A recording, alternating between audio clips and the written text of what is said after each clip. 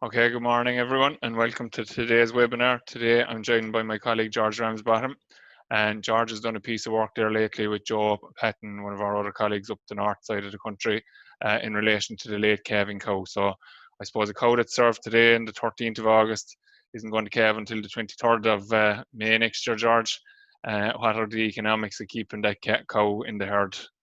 You're going to deal with that today. Okay, so what we'll do first of all, Joe, is we'll just have a review of what the statistics for ostensibly spring calving cows in the national herd are. And then we'll move on and talk about the economics of when cows calve in comparison to the kind of feed, silage, and grass demand that they have. And then we'll move on and look at decisions around milking through some of these cows and the costs associated with it. And then maybe make some suggestions at the end of it. Is that okay? Okay, very good. So we start first of all and look. I looked at some data from the ICBF for the average of 2019 and 2020, and I was quite surprised at the proportion of the national herd calving after the 1st of April. So of the spring calving cows that are calving in Ireland, and these are cows calving between January and June, 27% or over a quarter of those cows will calve after the 1st of April, which is quite a considerable number of cows. If you look there, it's heading for 400,000 cows calving after the 1st of April on Irish spring calving dairy farms, which is quite a high percentage. Because nationally, we'd have a kind of a recommendation there for the old 70-20-10 rule, which is that 70% of your herd would calve in February, 20 in March, and maybe 10% in April. And we do this to try and to do two things. One is to keep costs down and maximise the amount of grazed grass that goes into the cow to produce their milk, and secondly, it's to make people's life easier so they're not calving and breeding right throughout basically throughout the whole year. So if we look then, and George or Stuart has alluded to it already, if we look then at breeding date versus expected calving date, and we've worked on the assumption here that gestation length is lasting for 285 days. If we're using some of the high EBI, high calving sub-index bulls that are available to us, we'd have a shorter gestation length than this, probably typically around 278 days. But as the season goes on and a greater proportion of beef AI is used, typically we're talking about a slightly longer gestation length, and we've assumed here a gestation length of 285 days. Now we're here at the moment somewhere around the 13th of August. So if we'd finished, if a cow was bred on the 10th of August, her expected calving date with 285-day gestation length would be the 22nd of May. If she's bred on the 20th of August, we're talking about an expected calving date of somewhere around the 1st of June.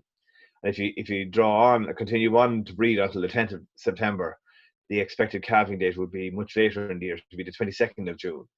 So obviously, it goes without saying that the later we pull the bull from the herd, the longer the calving season next year will run too.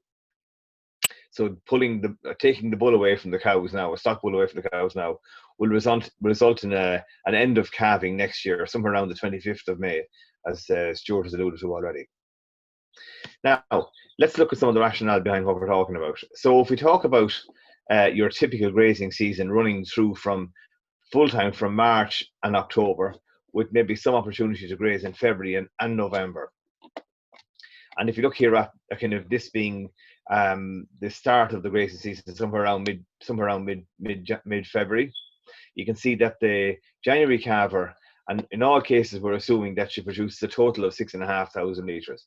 Our January calver will produce most of that lactation during the grazing season. She spends a little bit of time indoors in between January and February. We're assuming so for example, the mid-January calver spends roughly 30 days indoors before turnout.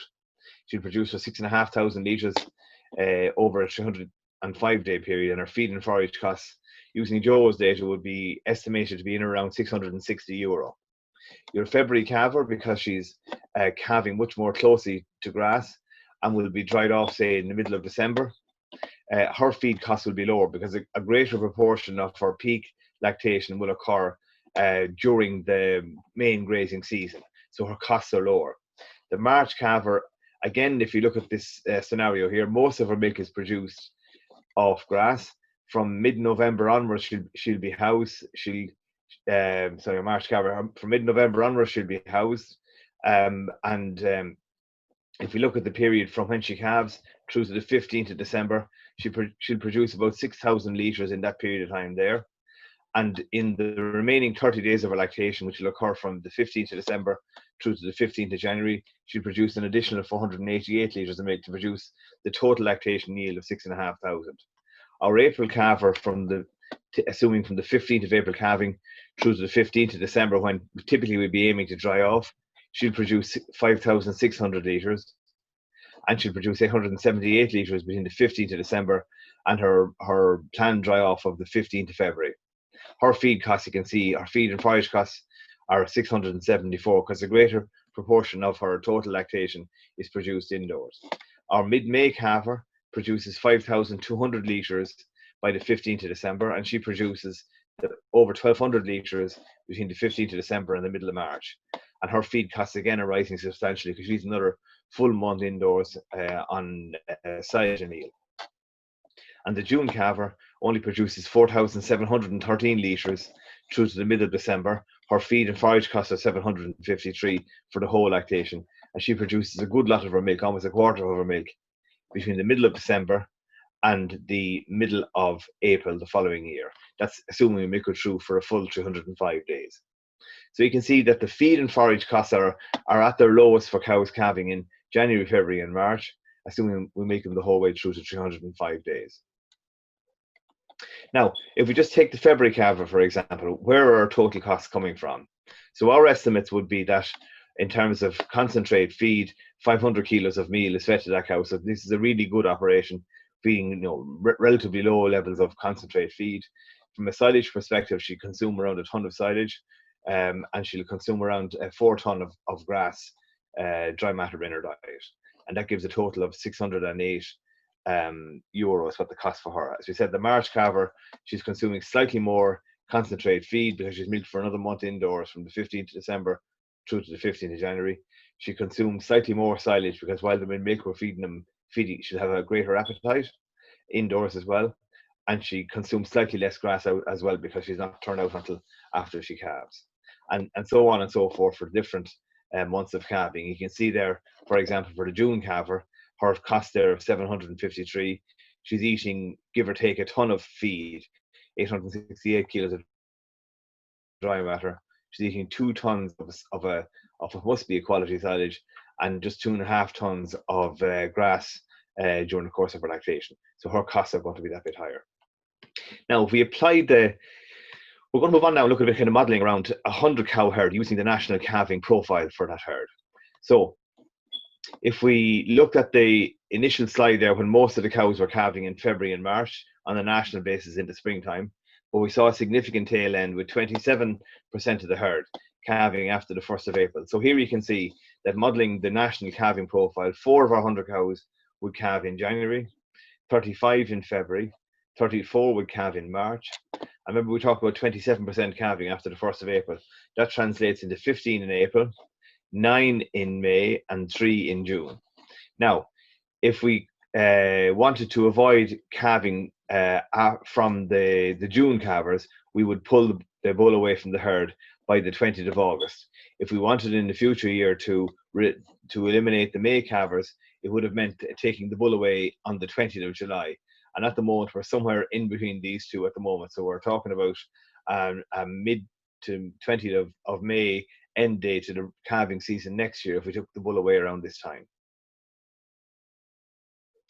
Now, just to quantify for a 100 cow herd, how much milk would be produced by those cows if from the 15th of December onwards? So we have 2 choices. One, we can dry everything off on the 15th of December, or secondly, we can milk the cows that calved later on after the 15th of December through to 305 days. So the March calvers will milk on average through to the 15th of January. The April calvers will milk through to the 15th of February.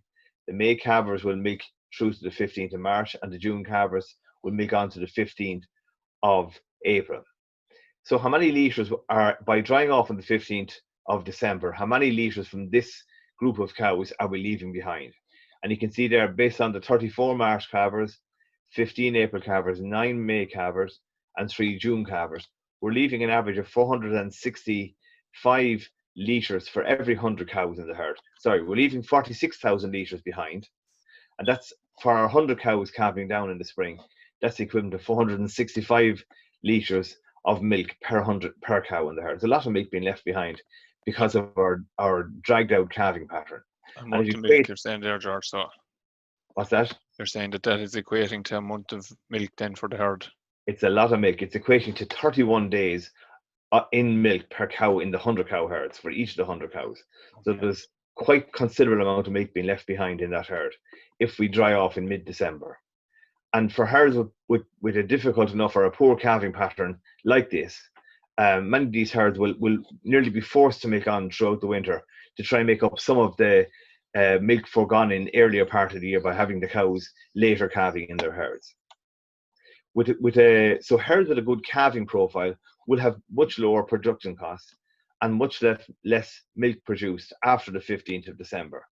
So if we look, for example, at a herd of 100 cows, 70 of whom calved in February, they'll be dry by the middle of December, 20 of whom calved in March, and 10 that calved in April.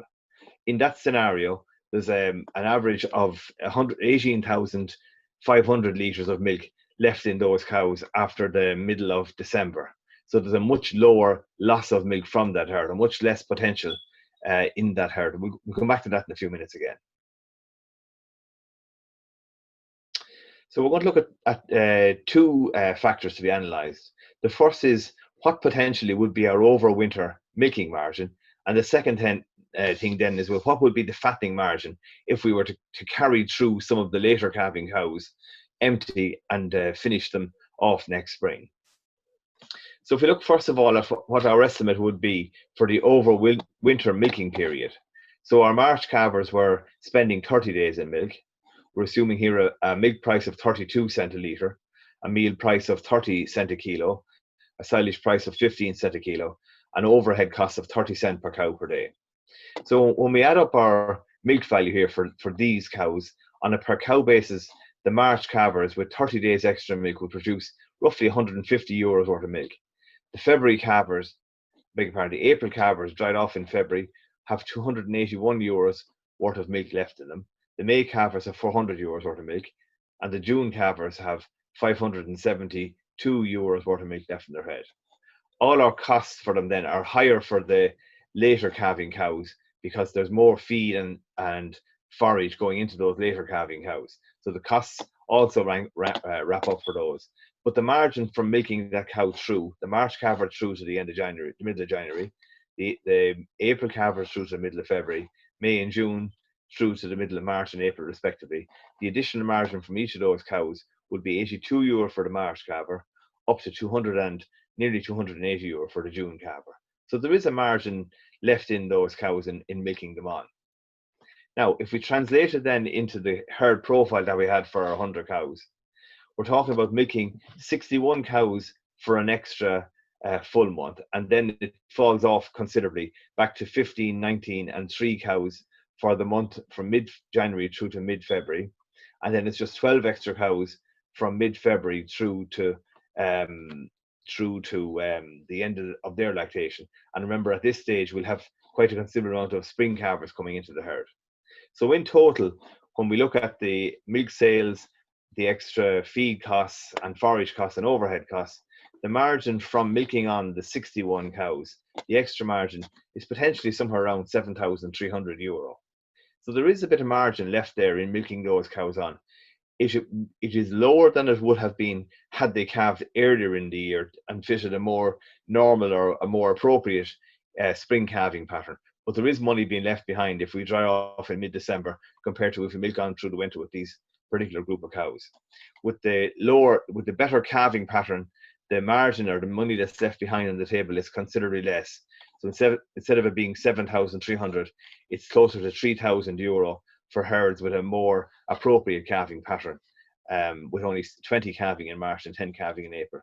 And that's your 70-20-10 profile, George, that you were talking about at the start. The 70-20-10 profile that we talked about for which is we consider roughly appropriate for a spring calving herd. The second thing to look at then is if the March calvers are dried off in January, and then they're given a month's kind of a fasting period after they're dried off to dry them up, and then given a 2 months finishing period to finish them, say in mid-April. The April calver is finished in mid-May of the following year. The May calver is finished in mid-June of the following year, and the June calver is finished in mid-July of the following year. What kind of values would they have at a dry off? And the values we've used here are based on kind of the kind of market values we see available for them for a 570 kilo cow at dry off. And you can see these cows here are becoming more valuable if they were dried when they were sold. So, for example, if the May calver was dried off in March and sold immediately at 570 kilo, we'd see that she'd be worth approximately 684 euros. You sold out of the parlour in through the mart and let off someone else to finish her. A similar price was achieved for the April calver. These two are relatively high value because typically they're bought by finishers and go straight to grass. Our March calver was dried off in January, and we put her in there at €1 a kilo live weight, and because she's probably going to have to spend a bit of time indoors before she gets outdoors. In terms of finishing costs, then we're looking at some silage-based diets in the earlier calved cows, and then basically a grass-based diet for our later calving cows when they're being finished effectively exclusively off grass. The carcass value we've generated here is based on a 271 kilo O3 type carcasses, 43% kill out for those carcasses, and the value, the slaughter value, is based on averages from the CSO and Irish Farmers Journal database, and they're averaging 310 up to 320 a kilo, in 330 in May, 320 in June, and 317 in July. That generates the kind of carcass value we see here. So we can see that, for example, for a cow that calved the previous year in May, dried off in mid-March, finished in mid-June, her margin over finishing is about €54. It's higher for some of the earlier calved cows, and what's driving it really is the value of those cows at dry off is the cost, what they're worth at dry off when they're just taken out of the parlour is relatively low. So there's a greater margin in finishing those cows off grass the following spring. So there's different margins for different months of calvings there. Now, if we go along then and we say, well, what would the total margin be? Not just the margin from milking her on, but also the margin for finishing some of these. What kind of a margin could we expect in this scenario here? So here is the milking margin that we talked about on a per cow basis. Remember, the total came to around €7,000.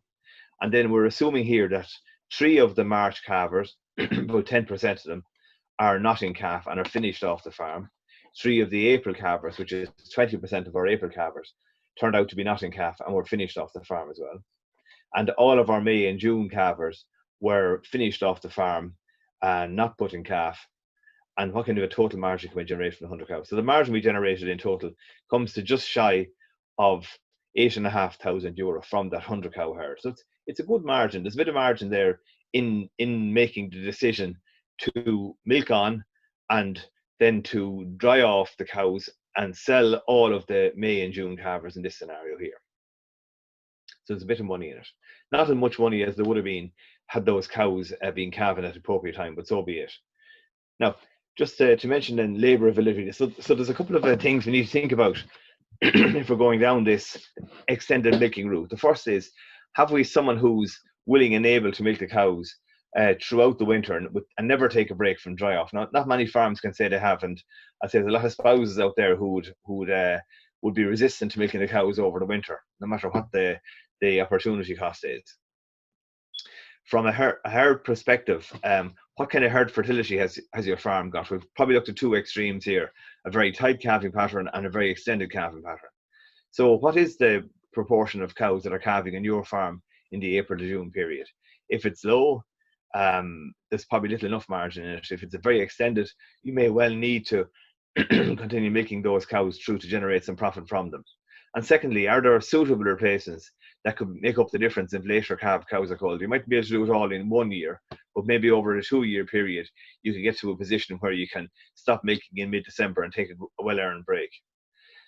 Other factors that will influence the profitability levels is the number of cows that need to milk through the winter. So if you have a less desirable So if you're calving, say for example, 27% in the spring, in April to June period, but you're only making 50 cows in total for the year, that only accounts for 10 cows or something like that. So is the margin does the margin justify switching the motor on? And other factors feed into it, like cell count, milk price. So if you have a very high cell count in the autumn, milking on may not be a good thing to do, because all you can do is exacerbate a cell count problem in the herd, rather than taking a break and tackling the issue of the high cell count cows. If milk price is going through a bad phase, the margin is very sensitive to milk price, so you mightn't generate the kind of money you're expecting. If the cull cow value is exceptionally high in the autumn time or in the springtime, this will influence the kind of money that can be made from the system as well. Have you the suitable accommodation to milk your cows through for the winter? If you're relying on substandard accommodation to milk cows on, you're going to end up with more trouble than it's probably worth. Is the forage, is there enough forage available to do this? Because you're going to use more forage if you milk cows over the winter. And if the quality is very poor, of that forage is very poor, you'll need to feed more meat to keep the cows in milk. And that'll erode a lot of the margin that we were talking about here. And I suppose one of the things we've got to look at is the interaction between calving pattern and scale of the farm. So as I alluded to, smaller farms, there's a lower margin in it. So for example, with this poor calving pattern we talked about, we based all our analysis on a 100 cow herd. And we came up with a figure between milk and finishing margin of around €8,500. On a 50 cow herd, that translates to just around €4,000. If we've an excellent calving pattern and we've 100 cows, the margin is considerably less. It's down to about €3,000 from a 100 cow herd.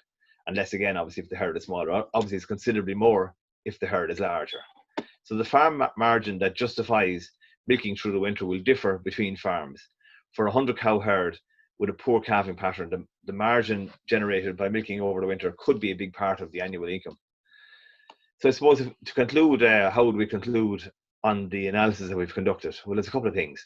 The first, that herds with a spread out calving pattern generally cannot afford to milk through the winter, cannot afford not to milk through the winter. So they'll have to continue on for a number of years until they try and tighten up the calving pattern. However, they still can make the decision to end the breeding season now. If we end it now, we're talking about a mid-May end to the calving season. And by bringing in extra heifers next February, you can break the cycle of prolonged calving and overwinter milking and low profit next year, and get a break for yourself as well. Okay, Joe, I'll hand it back to you now at this stage, I think. Okay, George. So I suppose the angle that we were coming from here, because I was with a group last Friday, and the point was made to me that it seems that the bigger herds are getting, the more they seem to want to complicate the system, and milking over the winter and so forth like that. So it's an interesting point, but I suppose the point that you're making is that, and Joe has probably convinced you to do this analysis. I suppose you would always have been of the opinion that there is no value out of milking through, really, and that's really generated by the fact that people have to milk these cows themselves in a lot of cases, and it's just dragging the back out of it, basically, that their people are slogging themselves the whole year through, and potentially maybe not even getting a good break even during the summer, because they still have cows breeding and so forth, when most people might be heading away on a break or whatever. Exactly. But there is actually a margin in it. But I suppose the key thing to take from what you've shown us there is really what you're talking about is trying to get back to that appropriate calving pattern. There might be a year or 2 years or possibly 3 years of the hard road in order to get to where we really want to be, isn't it? It's not, I suppose, what we're afraid of is that people will take that there's a margin out of milking cows over the winter, and that's the message that's going to go out there, that George Ramsbottom is after saying that you should milk through every winter. So the objective you're setting out there is basically to smooth financially the transition from a poor slack calving pattern back to a quality calving pattern.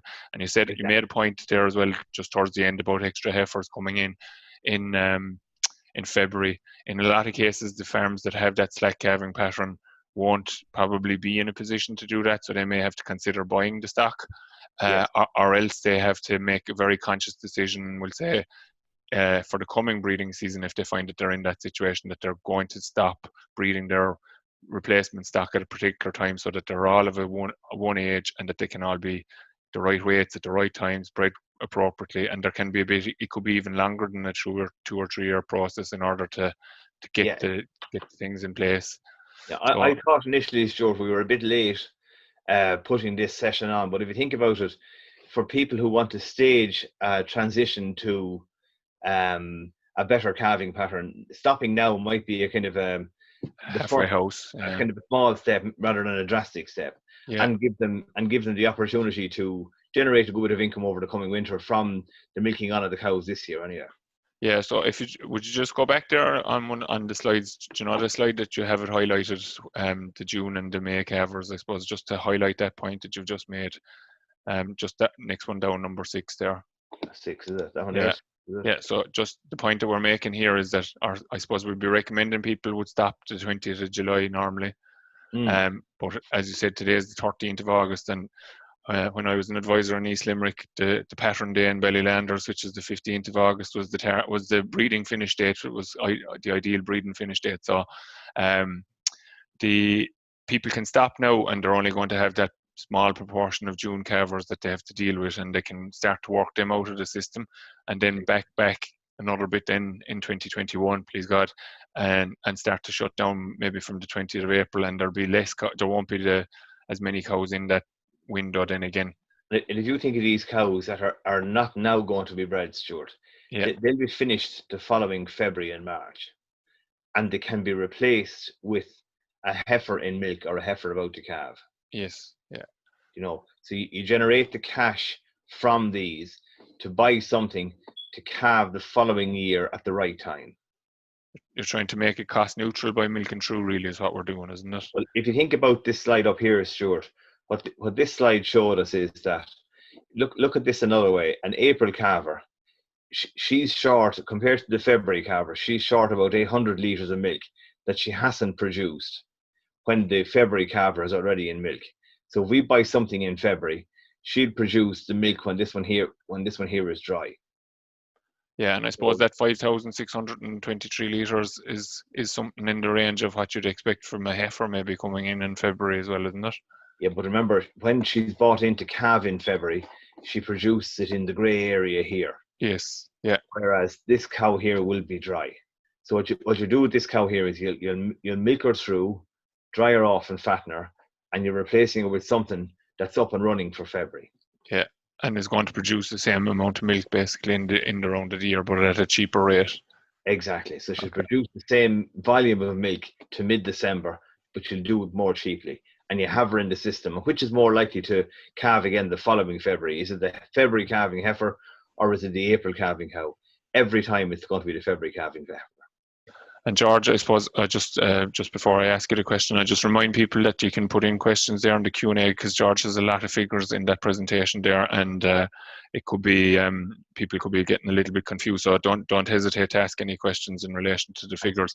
But just to remind the audience as well that those figures are all presented on the Teagasc website. You know that Dairy Daily thing. Teagasc Daily, yeah. Yeah, it's all broken down in that and recorded and put up on it, and they can go back over that and look at themselves. And today's session is recorded as well now, and it'll be available probably. It won't be available this week now, but it might be available next week. So, is there anything, I suppose, that people could be doing in terms of retaining these April calvers, maybe, or we'll say to make sure that they, rather than leaving them slip out of the system, is there a combination of we'd say maybe once a day for those April calvers to try and pull them back into March, and maybe continue to do that then for the previous or the next year again, that you'd cut them off at maybe after Patrick's Day. Anything calving after Patrick's Day would be milked once a day in order to shorten their cycle. That goes on, Stuart. And the other thing you can do is some of the synchronization procedures that Stuart Stephen talks about.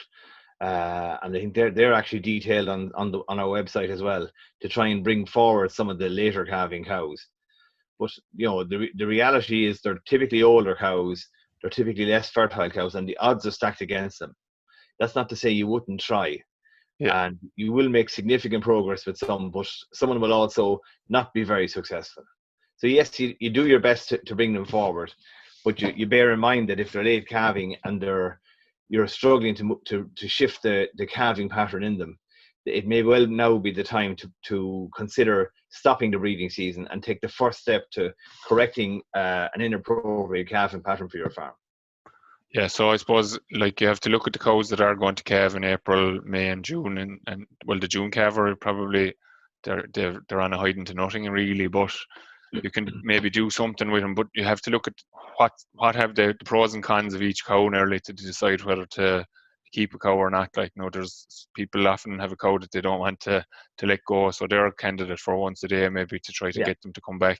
But there are cows that are going to volunteer themselves almost, that are in this category on more than just the calving date scenario, that they possibly have had cell count issues in the past or something like that. They mightn't have a cell count issue this year, but they're getting older, obviously, as you said. Yeah. And everyone should always remember your graphic of if they calve in February, they're naturally losing a bit of time anyway. Even still, with the good EBI, they're losing a couple of days currently, and that the closer they go to April, the more likely they are to hit the back of the lorry as a slaughter cow. So, but any other comments, George, in relation to it? Like, I suppose the running costs, I think that was something that yourself and Joe would have debated significantly in terms of the cost of running the process over the winter, milking the cows through, putting a cost So on that. they're the costs there. And in all scenarios, we're talking about top class management in terms of meal feeding, high quality silage, and good grassland management. And based on Joe's model, this is the cost per month of calving that he's generated from it. And look at the difference there, for example, between the February calver, assuming minimal concentration intake. Look at the difference in cost between that and even say an April calver, nearly €70. And what's driving that is a greater proportion of silage in the diet, a greater quantity of meal being fed, and less grass needed by that April calver compared to the February calver, because she's producing more of her milk indoors off silage in the winter. Yeah. So there's considerable cost saving there. So not alone are we, if we're talking about the same volume of milk being produced from two cows, one calving in February, one calving in April, not only are we talking about a lifestyle improvement by being able to dry off in December, we're also talking about a significant cost reduction at the same time.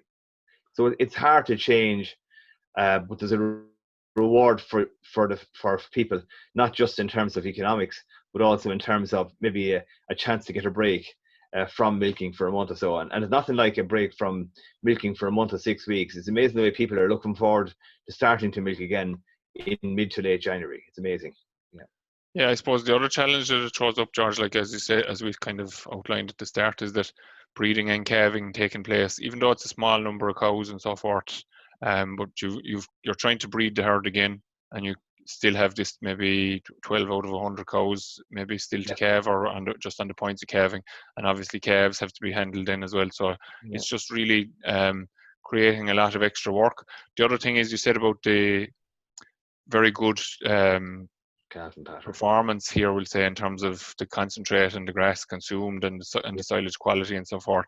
Like, you're really talking about in the 100 cow herd, we'll say, even for just, it's very difficult to grass them properly even in the summertime, isn't it? Like, it's probably where the dedicated finishers will manage it. It's kind of coming back to John Maher's point about growing 3 weeks and grazing 3 days. Kind of, they can fatten cows off of high quality grass because they have a lot of them and they keep moving them. Whereas a person that's trying to fatten those cows themselves is trying to actually accommodate them within their milking system and maybe their replacements and their calves as well. And often they can be on poor enough kind of grass areas, maybe trying to tidy up a few paddocks after cows and stuff like that. So they mightn't actually get the performance that you've even shown there then. There's always that kind of a challenge there as well, Joe, or Stuart. I suppose the other point to take from this is we're not trying to beat people into submission on this one.